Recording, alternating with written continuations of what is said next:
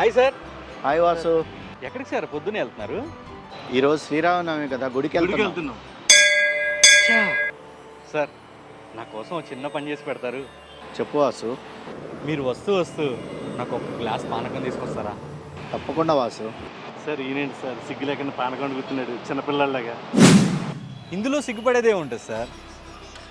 చిన్నప్పుడు శ్రీరామనవమి రోజు ఉదయాన్నే నిద్రలేచి తలస్నానం చేసి గుడికి వెళ్ళేవాళ్ళం సార్. భగవంతుడి మీద మాకు అవగాహన ఉండేది కాదు సార్.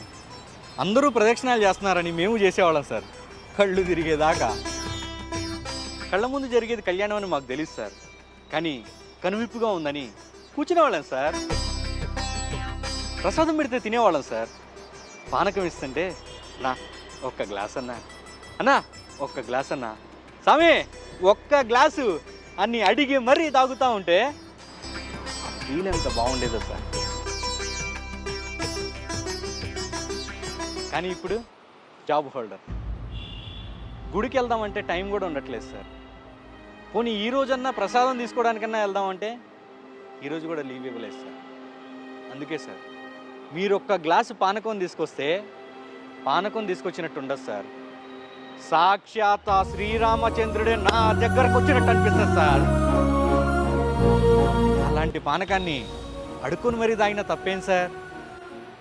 జై శ్రీరామ్. జై శ్రీరామ్. జై శ్రీరామ్. జై శ్రీరామ్. జై శ్రీరామ్. జై శ్రీరామ్. జై శ్రీరామ్.